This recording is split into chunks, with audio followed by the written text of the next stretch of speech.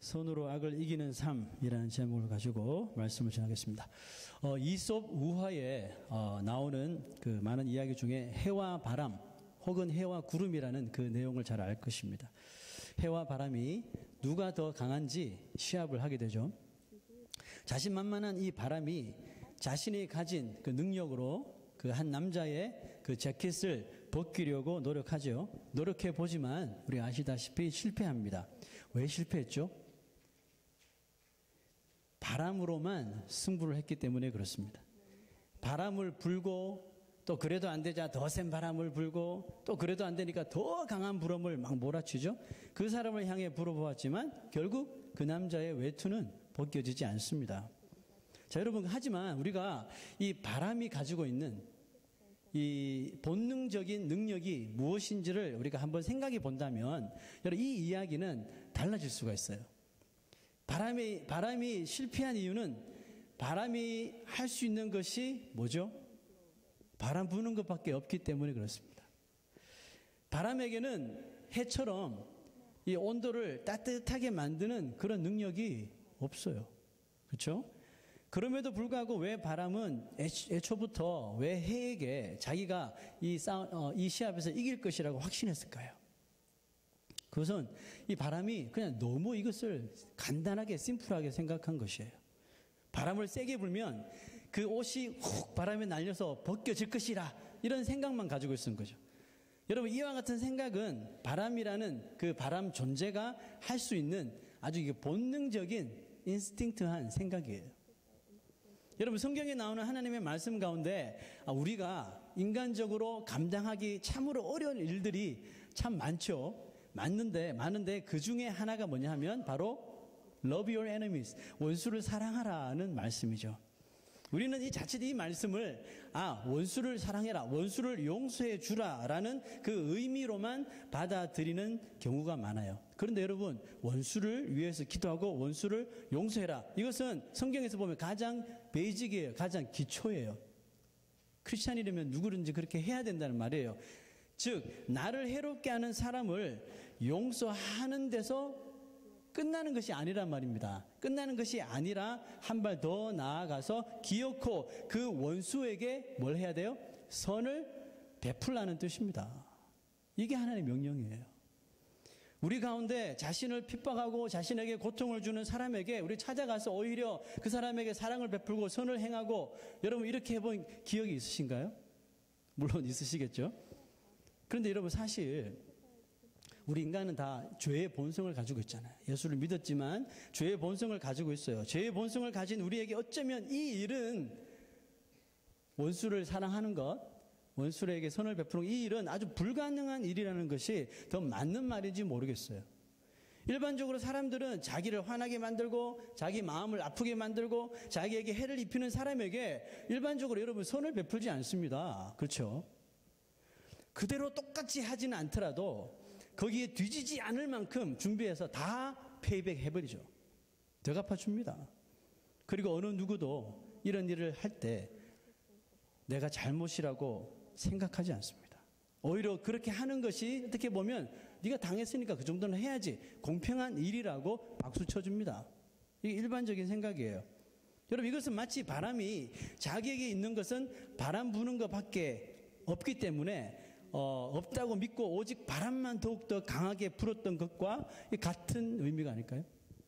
하나님은 죄의 본성을 가진 우리에게 상당히 어려운 행동을 요구하고 계시는 거예요.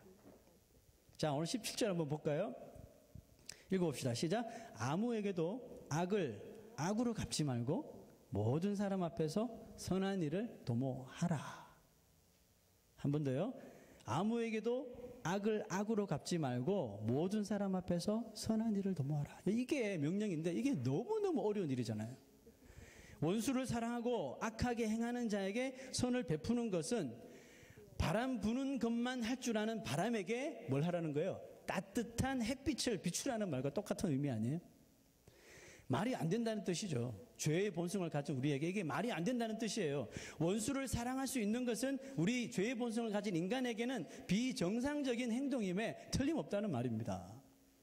그런데 하나님이 우리가 그런 본성을 가지고 있다는 것을 잘 아시면서도 왜 그 본성을 거스리는 행동을 하라라고 명령하시는 걸까요?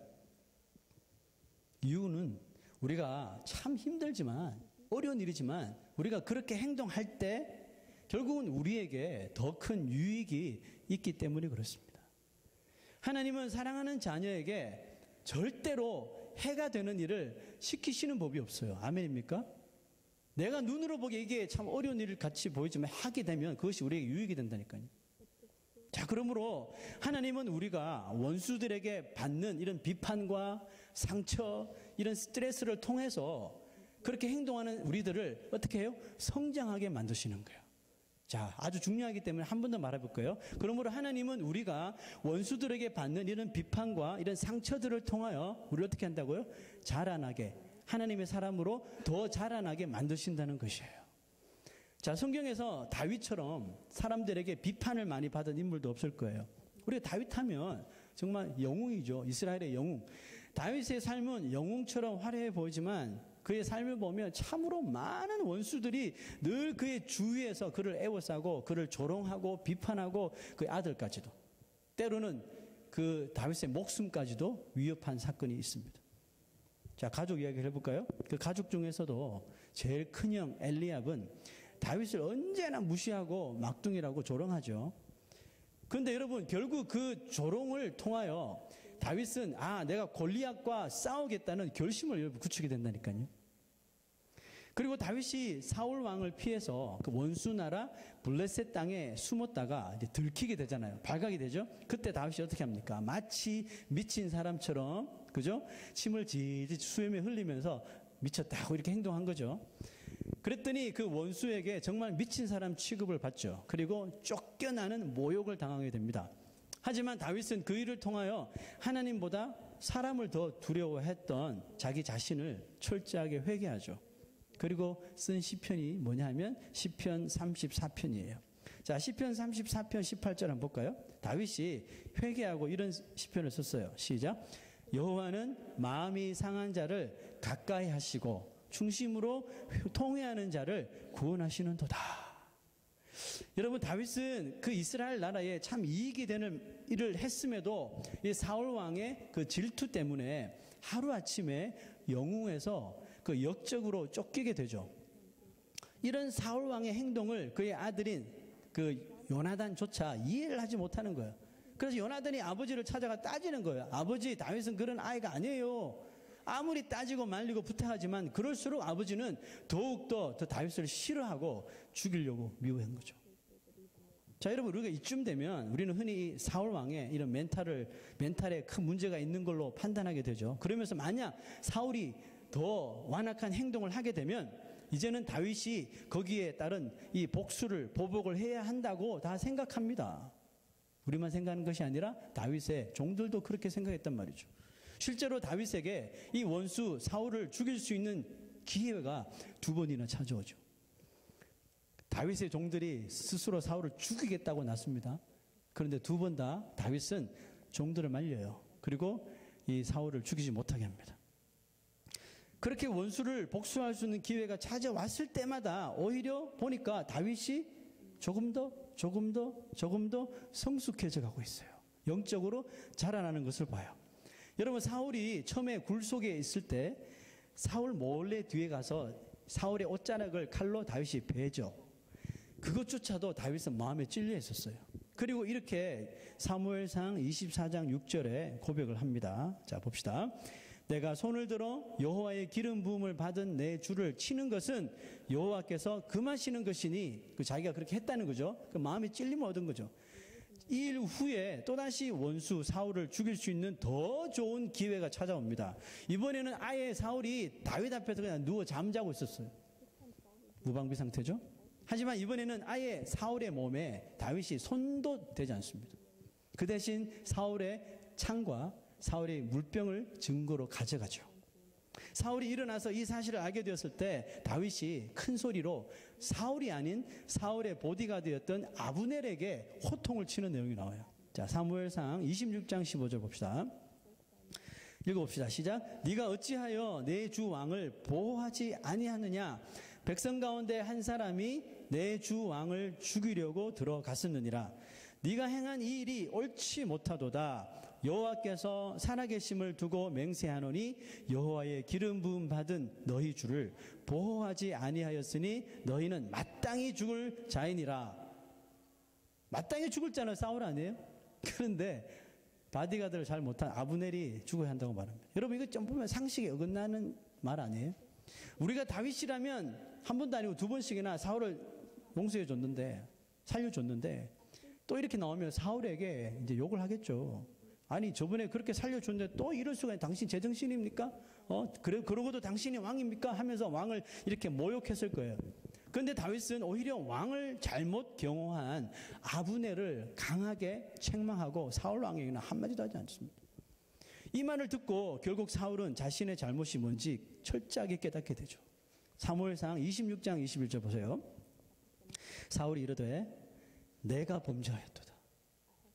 내 아들 다윗아 돌아오라. 네가 오늘 내 생명을 귀하게 여겼은즉 내가 다시는 너를 해하려 하지 아니하리라. 내가 어리석은 일을 하였으니 대단히 잘못되었도다. 이 말 이후로 절대로 사울은 다윗을 쫓지 않습니다. 다윗이 자신을 죽이려고 하는 원수 사울에게 보여준 그 행동, 그 말을 한번 잘 살펴보세요. 다윗은 사람이라면 누구에게나 나타날 수 있는 자기에게 나쁘게 대하는 그 원수에 대한 행동과 말을 철저하게 다 피해버립니다. 그렇죠? 다윗이 원수 사울에게 했던 말을 한번 볼까요? 자, 다시 한번 보여주세요. 여호와의 기름 부으신 왕, 아무리 왕이지만 원수인데 이렇게 말합니다. 여호와께 기름 부음을 받은 자. 또 그 다음 구절 보세요. 왕이 벼룩을 수색하러 나오셨음이니이다. 여기 말이 됩니까? 다윗이 사울에게 보여준 것은 악을 악으로 대하는 것이 아니라 악한 자에게 선을 보여주는 것이었어요.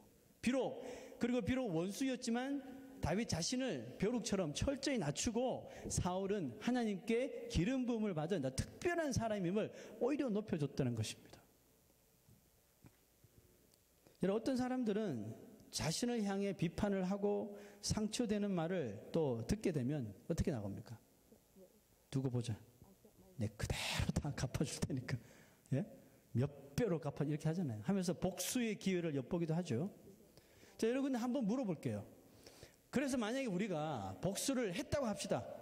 속 시원하게 복수를 해버렸어요. 그럼 마음이 편합니까? 진짜 속이 후련합니까? 서로 한 번씩 상처를 주고받았으니 이제 공평해진 겁니까? 그런 일을 행한 우리는 이제 공평하다고 생각할지 모르지만 문제는 뭐예요? 하나님은 우리에게 그것을 공평하지 않다라고 말하는 것이죠. 나는 fair하다고 생각하는데 하나님은 it's not fair as a Christian. 잠시 마음이 후련해졌을 수도 있습니다. 하지만 후련할 것 같았던 마음이 아니라 그 일이, 내가 행했던 그 일이 자꾸 내 양심을 푹푹 찌르는 건 왜일까요? 여러분, 그것은 하나님의 말씀이 맞기 때문에 그래요. 하나님의 사랑으로 믿음을 가지고 구원을 얻은 성도는 거듭난 성도라고 말하잖아요. 새롭게 태어났다는 말이에요. 이 말은 과거의 죄로 여기지도 않았던 일들이 이제 예수를 믿고 나니까 하나님 앞에서 너무 많은 것들이 죄라는 것을 알게 됩니다. 이것을 우리가 어떻게 알게 돼요? 하나님이 직접 나타나셔서 이건 죄, 이것은 죄가 아니야 이렇게 말씀해 주십니까? 그러면 좋을 텐데 그렇게 말씀 안 하셔요. 우리는 오직 이 성경에 기록된 대로 믿기 때문에 그래요. Because the Bible is the word of God. 이거 성경은 하나님의 말씀이기 때문에 그래요. 놀랍게도 예수를 믿고 난 후에는 성경에 있는 말씀대로 행동하지 않게 되면요, 우리 마음속에 항상 이 알람이 울려요. 그러므로 예수 믿는 사람이 성경을 잘 모른다면 죄를 올바로 구별할 수 있어요, 없어요? 당연히 없겠죠. 그렇다면 하나님은 왜 우리에게 하필 원수까지도 사랑하고 나에게 악을 행하는 사람에게 어떻게 선을 베풀라고 하시는 걸까요? 여러분, 그렇게 하면 정말이지 우리는 너무 속이 상하지 않겠습니까? 아무리 우리가 거듭난 성도라도 그렇게 하면 속이 상하겠죠. 아무리 예수 믿고 거듭난 성도지만 우리는 감정이라는 것을 가지고 있기 때문에 힘든 건 정말 힘든 거거든요. 예를 들어 볼게요. 이삭이 그 물이 안 나오는 땅에서 열심히 우물을 2번이나 파잖아요. 두 번이나 우물을 팠는데 눈앞에서 그 우물을 그랄 목자들에게 다 빼앗겨 버립니다. 성경에 보니까 이때 이삭이 하하하하 우물을 빼앗겼군.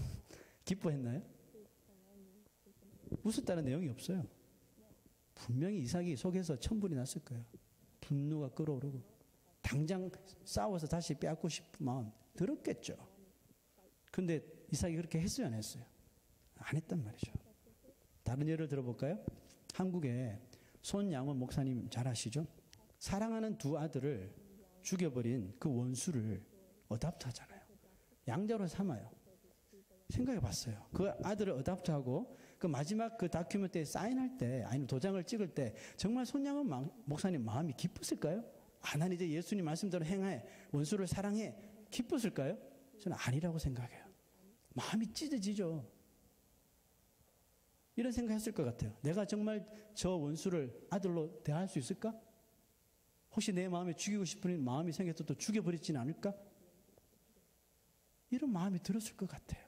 마냥 기뻐하지는 않았을 것 같습니다. 정상적인 사람이라면 여러분 이런 상황에서 기쁠 수가 없어요.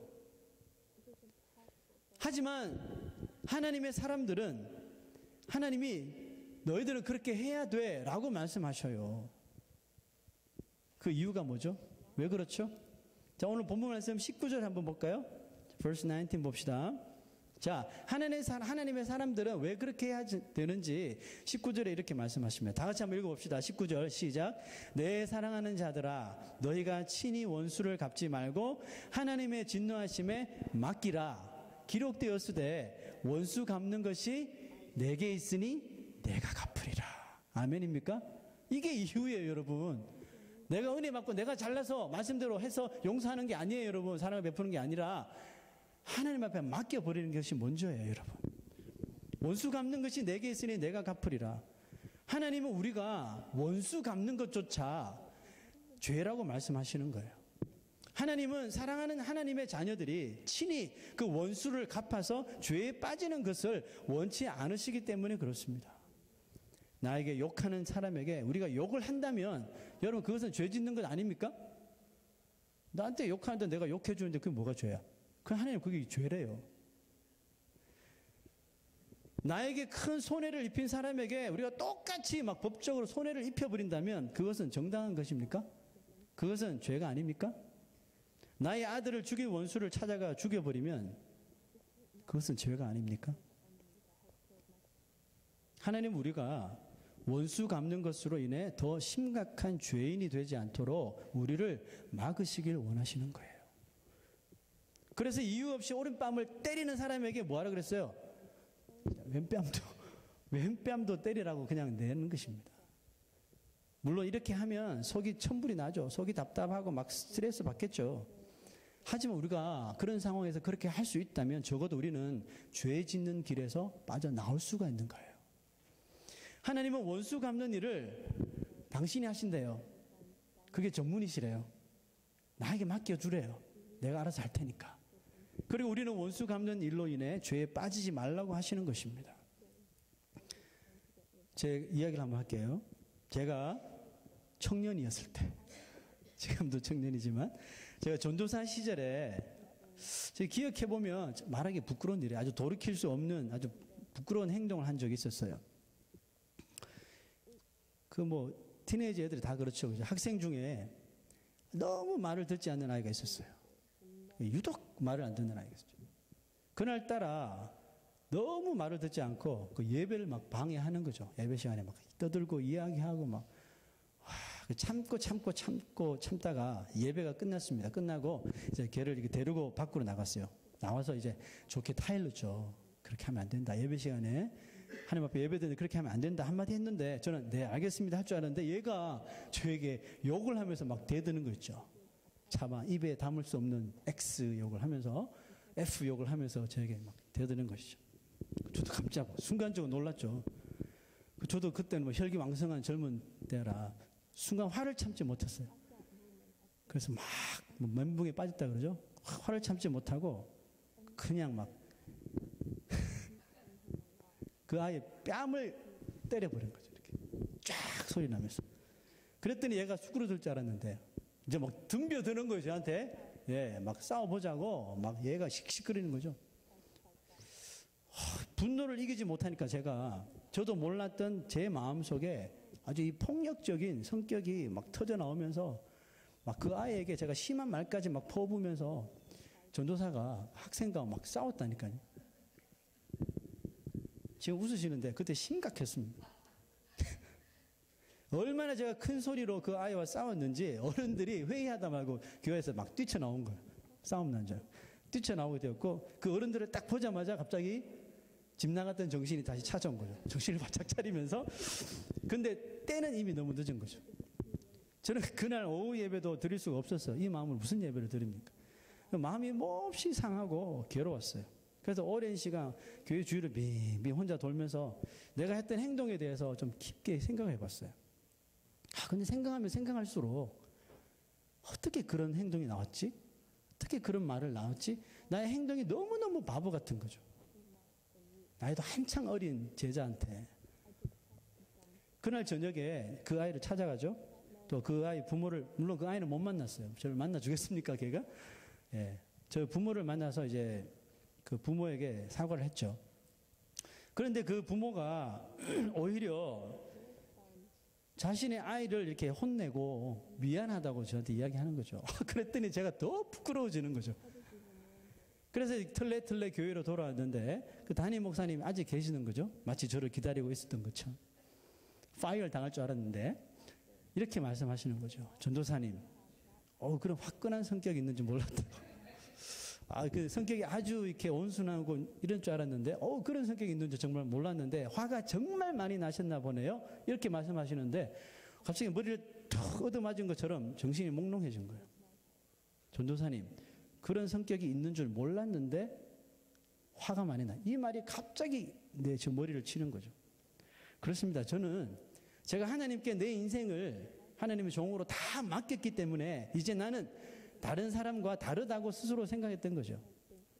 전도사니까 나는 달라도 뭐가 좀 다르다. 이런 착각 속에 혼자 빠져 살았던 것이죠. 그런데 하나님은 이번 일로 확실하게 알게 해주신 거죠. 아무리 전도사라도 아무리 네가 목회자라도 똑같은 죄의 본성을 가진 인간이라는 거죠. 화가 나고 욕해주고 싶고 한 대 때려주고 싶을 때 우리가 그대로 그냥 해버리면 하나님께서 나 대신 원수를 갚으실 기회를 우리가 드릴 수가 있어요, 없어요? 없게 되는 거죠. 그래서 그 이후로 내가 학생들을 지도하는 동안 그런 일이 만약에 또 일어나면 뭐 유사한 일이 많이 일어났지만 일어날 때마다 하나님께 기회를 드리기로 이제 작정을 한 거죠. 몇 년이 지났습니다. 또 학생 중에 저를 화나게 만들고 말을 지독하게 안 듣는 아이, 이번에는 팀으로 2명이 있었어요. 얘들이 막 쿵짝짝 하면서 이제 방해를 하는 거죠. 뭘 하든지도 다 방해하고 막, 개판 5분 전이었습니다. 이번에도 막 화가 머리 끝까지 막 났어요. 났지만 그때마다 과거 일을 떠올리면서 생각하면서 이제 참고 또 참고 참았죠. 그리고 가급적 얘들에게 좋은 말로 이렇게 이 아이들을 이제 지도하면서 같이 기도하자. 뭐 기도해주고 그랬어요. 그래도 안 들어요. 계속 막무가내죠. 그러던 어느 날 이 둘 중에 아이 하나가 교회를 나오지 않는 거죠. 내가 뭘 잘못했나? 아무 생각해봐도 잘못한 것 같진 않아요. 그래서 너무너무 궁금해서 그 아이 부모는 교회 오길래 그 부모에게 물어봤어요. 왜 아이가 교회를 나오지 않죠? 그랬더니 이놈의 자식이 학교에서 너무 큰 말썽을 부려서 저 멀리 중부에 있는 기숙사에 있는 학교에 보내버렸다는 거죠. 그때 제 마음속에 생각했습니다. 와, 정말 하나님께 맡기니 하나님이 다 갚아주시는구나. 이렇게 속으로 생각하게 되었습니다. 당장 눈앞에서 사라졌으니까 마음이 편한 거죠. 그렇게 생각하면 안 되는데.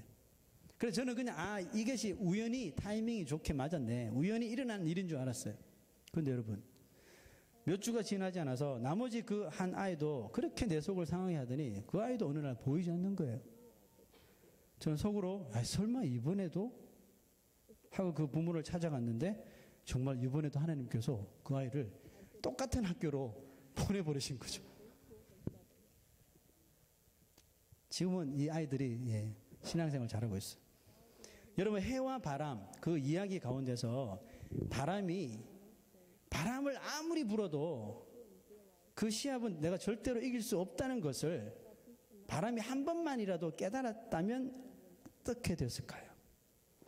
여기서 이 바람 자신이 생각하지 못한 것이 하나 있는데, 그것은 옷을 입고 있는 사람에 대하여 한 번도 생각해 본 적이 없어요.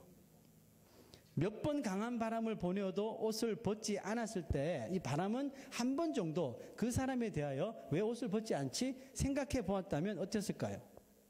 바람이 강하면 강할수록 사람은 추우면 추울수록 옷을 벗는 게 아니라 옷을 더 입는구나, 이것을 한 번만 깨달았다면요. 자, 여러분, 오늘 말씀 마지막 21절을 한번 잘 보십시오. 읽어봅시다. 시작. 악에게 지지 말고 선으로 악을 이기라. 아주 중요한 말씀인데 한 번 더 읽어볼게요. 악에게 지지 말고 선으로 악을 이기래요. 여러분, 악으로 상대하면 우리는 절대로 그 악을 이길 수가 없습니다.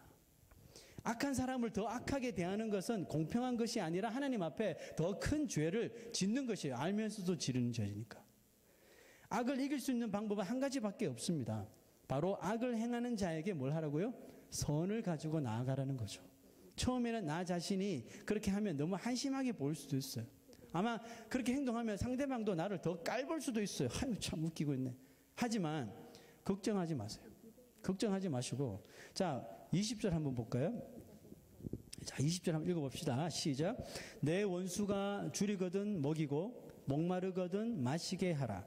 그리함으로 네가 숯불을 그 사람 머리 위에 쌓아 놓으리라 그랬어요.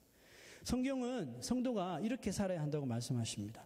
원수가 굶주리고 있는 것을 보면서 꼴 좋다, 이게 아니고, 원수가 굶주리고 있는 것을 보면 가서 먹을 것을 좀 주고, 원수가 목말라 하면 가서 음료수를 좀 주라고 합니다. 우리가 그렇게 선을 베풀면 마치 이 숯불을 머리에 올려놓으면 어떻게 돼요? 숯불이 머리에 있으니까 알게 되면 깜짝 놀라잖아요. 뜨거 하면서 놀라고 얼굴이 붉어지고 막 그렇겠죠? 우리가 이렇게 원수를 먹여주고 마시게 해주고 선을 베풀게 되면 결국 깜짝 놀라게 되는 사람은 누구예요? 원수라는 거죠. 원수가 그 선한 일을 통해서 깜짝 놀라게 되는 거죠. 또 어떻게 돼요? 부끄러워지는 것이죠. 결국 놀라게 되고 부끄러워지는 사람은 바로 원수라는 것입니다. 자, 로마서 5장 10절에 이런 말씀이 있어요. 자, 한번 볼까요? 5장 10절 시작. 곧 우리가 원수 되었을 때에 그의 아들의 죽으심으로 말미암아 하나님과 화목하게 되었은즉 화목하게 된 자로서는 더욱 그의 살아나심으로 말미암아 구원을 받을 것이니라. 여기 너무 중요한 말인데요. 우리가 죄인 되었을 때에 우리는 누구라고요? 모두 하나님의 원수였어요. 하지만 하나님은 원수된 우리들을 한 칼에 멸하지 아니하시고요, 그의 아들을 보내주셔요. 선을 행하는 중에 가장 베스트인 자기 아들을 화목제물로 우리에게 보내주셨단 말이에요.